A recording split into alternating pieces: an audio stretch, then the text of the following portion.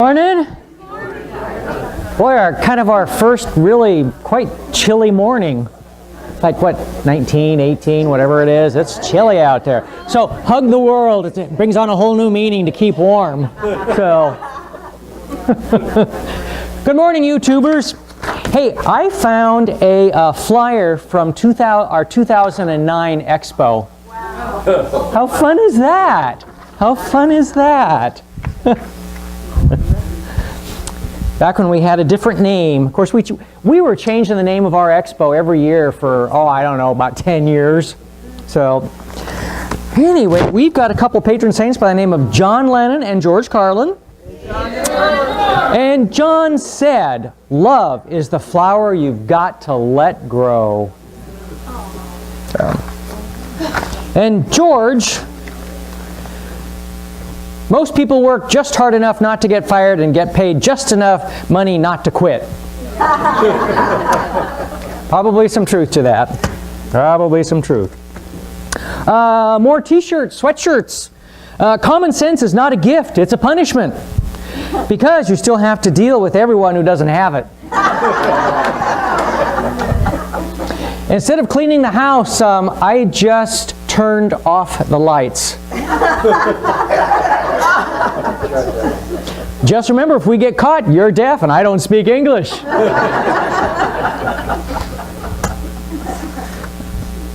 That's usually the easiest way. I tell you a story.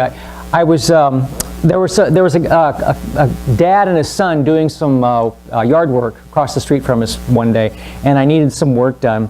So I decided to stop by and just I was talking to the dad and telling him what I want. He's going, and the son's here listening, and I'm going, and I looked at his son and said, "Your dad doesn't speak English, does he?" And he said, "No." That was pretty funny. So, all right. McDonald's restaurants in India do not serve beef, only chicken, mutton, and fish. So, makes sense. Makes sense. Holy cow. Yeah.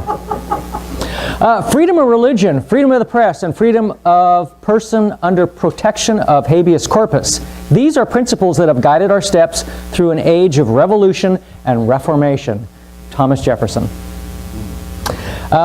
Friendships are fragile things and require as much care and handling as any other fragile and precious thing. Sometimes true. Sometimes true. So, other times, hey, what you doing, buddy? It's just fun. Things like nothing's real. I don't think I've done that. So, all glory comes from daring to begin. The deed is everything, the glory nothing. Those that have done nothing in life are not qualified to judge of those that have done little. Fortune brings in some boats that are not steered. William Shakespeare.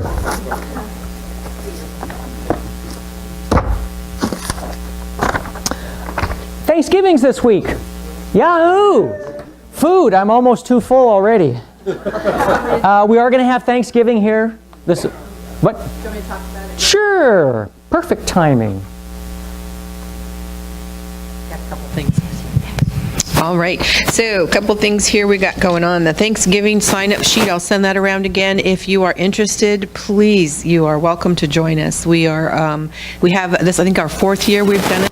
Joe and I are going to bring the turkey. He's actually going to fry the turkey this year. He hasn't done that in a few years, so fried turkey, so good.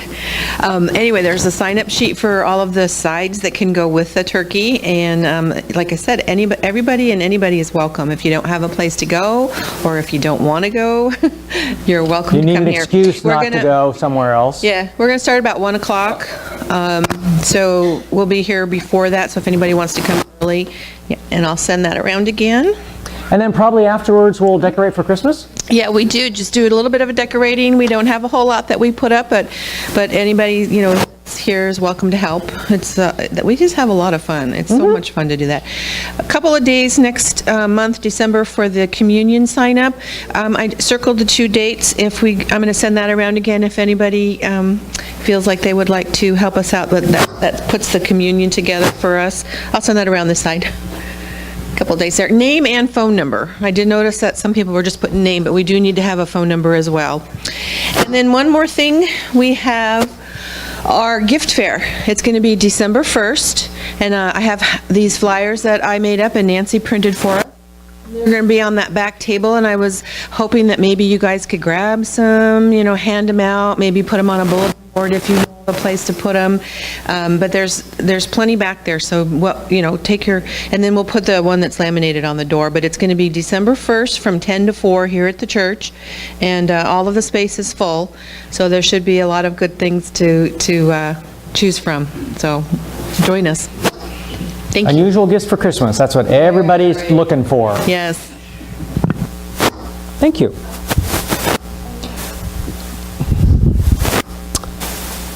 Why the sun lightens our hair but darkens our skin?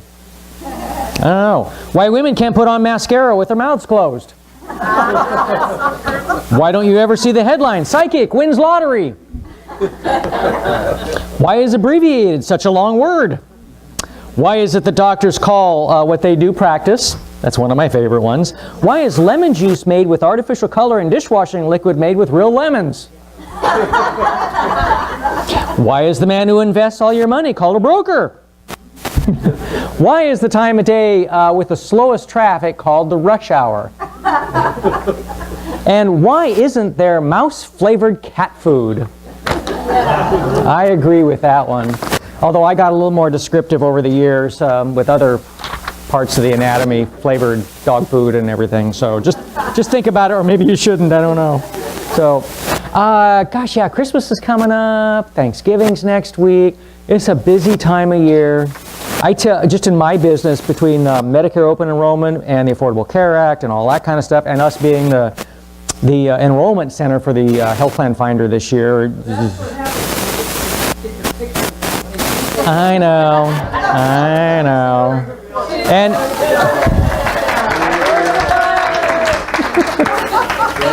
And we did a live remote on 5 radio stations yesterday, and yeah, so I got to get up and yak, so yay. But all that to say is I have said this every year for about 4 years at least, that if I was this busy all year round, I'd retire. But anyway, a wise woman. I was walking down the street when I was accosted by a particularly dirty and shabby-looking homeless woman who asked me for a couple dollars for dinner. I took out my wallet, got out $10, and asked if I give you this money, will you buy wine with it instead of dinner? No, I had to stop drinking years ago, the homeless woman said. Will you use it to go shopping instead of buying food, I asked. No, don't waste time shopping, the homeless woman said. I need to spend all of my time just trying to stay alive. Will you spend your money on a beauty salon instead of food? No, are you nuts? Replied the homeless woman. I haven't had my hair done in 20 years. Well, I said, I'm not going to give you the money. Instead, I'm going to take you out to dinner with my husband and me tonight.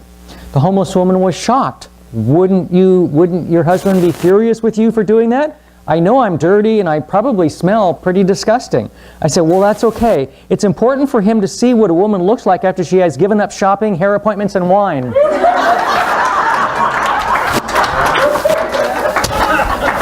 All right. I wasn't sure if that was going to get me in trouble, but I guess not. Hi, honey.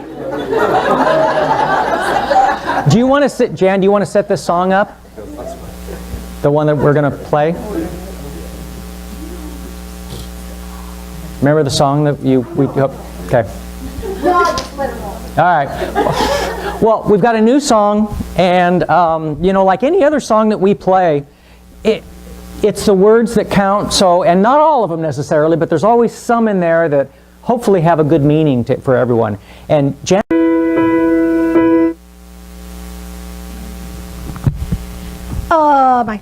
Here we go. Huh? Thank you.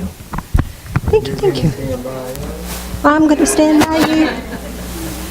Even if we can't find heaven, I won't do with you. So Nancy's going to read our prayer for this morning. So if you would join us in prayer, please. Okay, this is a prayer for awakening. Awakening, not wakening. Awakening. We might need that too. Obviously, I do. Okay, dear Heavenly Spirit, awaken me. Bring me into the light of love. Shake me out with my shielded awareness. Stir me within the desire to awaken fully. Remove fear so that I may be more. Remove doubts so that I may perceive more. Enhance my perception so that I may sense more. Restore the light of love within me so that I may know more. Shield me with the light of love so that I may be more. So it is. Thank you.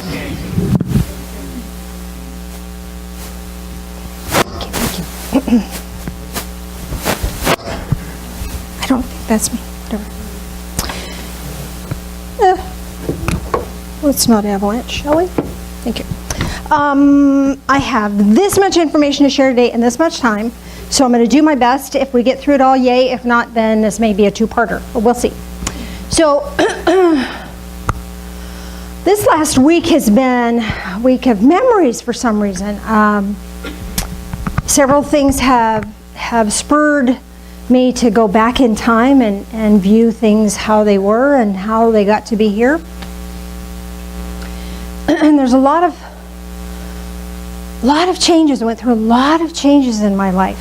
And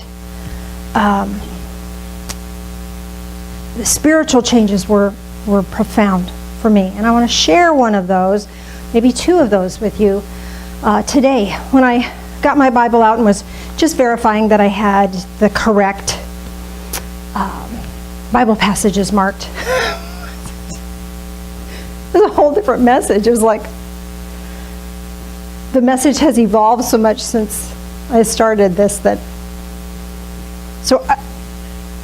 all that to say, hang on. I don't know where we're going for sure, but we'll figure it out, won't we?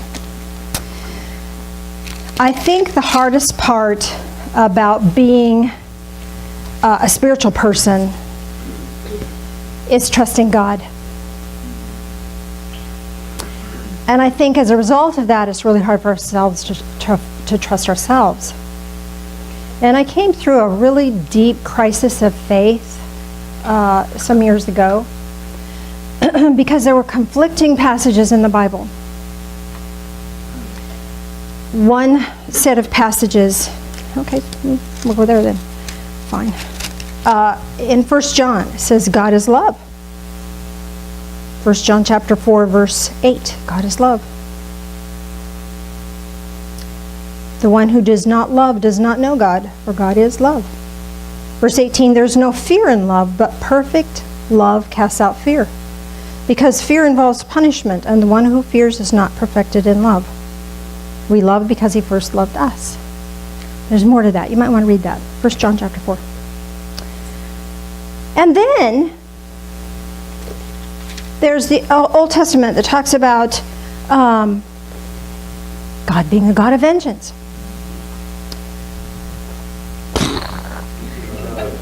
So I struggle with that. I mean, what are we talking about here? What is that? How does that? So then there was this situation that happened for me that kind of led a doorway for me to look at things differently. So now hold that thought, and now we're going to look at Ephesians. We're going to look at Ephesians chapter 6. Verse 2 says, bear one another's burdens, and thus fulfill the law of Christ. And then verse 5 says, but for each one shall bear his own load. What? What? I don't know about you, but I took the Bible and I chunked it on the table and I said, I don't get it. It's, this is just crazy. How can you follow something that doesn't even make any sense, right? So I made the mistake, or the blessing, and said, so show me what you're talking about. Don't you love it? Yeah. So I get, within an hour, I love it when God's really fast, because then I get it better. But within an hour, I got a call from this person, and I have to tell you, this was years and years ago. I was in my early 20s, a long time ago. And she was really suffering with some issue going on. Couldn't tell you what it was. And there wasn't anything I could say or do for her. You know, it was her journey, her thing to do. Her sorrow to bear. I don't know if she'd lost a family member or something. I don't remember what it was. But I remember just holding sacred ground for her. Remember the song Testify has that one line in there I love. It says, be a witness in the silences when words are not enough. And that's all I could do, is just be there for her. And when we finished the conversation, she said, thank you so much for sharing this burden with me. Nobody talks like that. But she used the word burden. Thanks for sharing this burden with me. I thought, oh, okay. You're welcome. Glad I could help. That's fine. A few days later, get another call from a different person. Had a problem. They wanted me to go talk to this friend because that friend hurt their feelings, and they wanted me to tell them how they hurt their feelings and fix that. And I said, at that time, I was pretty young. I couldn't even stand up for myself, much less stand up for somebody else. But even so, it wasn't my task to do. I mean, you all snickered about that because you stay out of the middle of that thing. And so I told this person, I can't do that. I can't get in the middle of that. Here's something you might want to say to that person, but I can't get in the middle of that. And she said, I'm so sorry, our friendship is such a burden. And hung up. Burden. So it was revealed to me that there are two different kinds of burdens. Who knew, right? So there's some things that are mine to bear. There's some things I've got to walk through. You can't walk through them for me. You can't fix it for me. You can't enable me. It's my stuff. I get to walk that path. And yet there's other things where, like our song said, I'm going to stand by you. You can stand next to somebody, hold sacred ground, and help them carry that burden. Help them with their burden. Does that make sense? So here, this Bible makes perfect sense. I was the one that didn't understand. It wasn't this that was offline. It was me that was offline. And I had to get that information revealed to me. So I thought, okay. Then reveal to me how God can be a vengeful God, and God is love, and there's no fear. Explain that to me. Reveal that to me. Well, that one took a little longer, I might say. Years, actually. And as I was experiencing life, and I came to understand about karma. What comes around goes around. What you put out there comes back. And it feels like painful stuff. I mean, I grew up in a household where my dad would say, well, God will get him for that. There's that vengeful God thing. And so, but I could see that life serves up stuff for people. And then I ran across this verse, which I thought was really cool. You're not going to like it. You might like it, but you're not going to like it. Do not rejoice when your enemy falls, and do not let your heart be glad when he stumbles, lest the Lord see it and be displeased, and he turn his anger from him. That one, Proverbs 24:17. So there is this perception, this awareness that monitors stuff and mitigates difficulty. And with that mitigating of difficulty, if we're stubborn, stuck, and just bound and determined to be mean and hateful, we're more likely to get that karmic kickback. And if we're really trying and struggling God's more likely to meter that out or soften that blow a bit. So it's not that God's... It's all motivated from love. What's best for your soul? It's not about punishment. So I'm sitting there thinking, okay, God, if it's not about punishment, and I grew up with this thought of punishment, what is it? I don't understand this. I don't understand this. Because all I could see in my heart and in my mind was this God that was angry. And he knew when you were sleeping, he knew when you were awake, knew when you'd been good or bad. So be good for goodness sake. Oh, that's Santa. Some people think Santa is God and God is Santa. I don't know. I get that all confused. But the songs we used to sing in church, God's all seeing eyes watching you. I mean, that wasn't like watching you to help you, it was watching you to make sure you're doing it right kind of thing. So I just slipped into this visionary state. And there was this gilded throne. It was a throne of my heart, gilded throne. And there was this angry person there, angry, furious, even sitting with his fists clenched, puffed up. And I thought, well, that's not God. I don't know what that is, I don't know who that is, but that's not God. And I said, get the HE double hockey sticks off the throne of my heart. You're out of here. And the thing got really mad. I thought, oh, shoot, I've just ticked off God. And for a split second, I thought, oh, man, this is not good. I'm gonna pay for this one. But that fleeting thought vanished. And this thing stormed off. And I thought, okay, now what? And the golden throne dissipated. And what appeared was this throne of light. It was huge.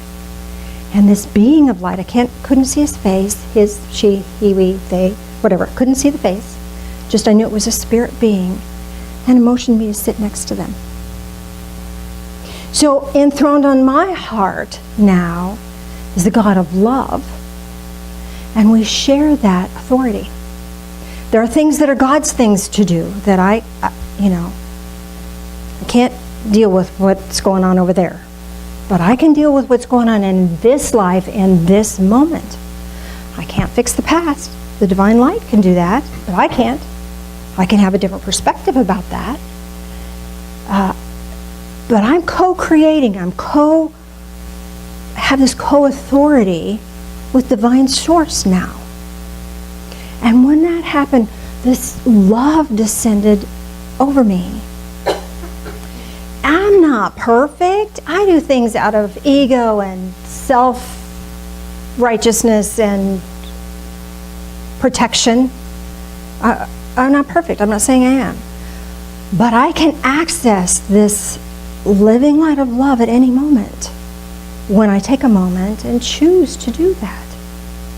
So here's this loving energy I have access to. And that fear vanished. It's not there. It's not there. Does that mean I don't get afraid? There's stuff in this world to be afraid of. Drunk driver? I'm going to be afraid. I'm going to pull over for that, right? So there's things in this world that require us to be cautious and use care. But I'm not terrified anymore. I'm not afraid. And I'm not afraid of making you unhappy. I'm not afraid of displeasing you.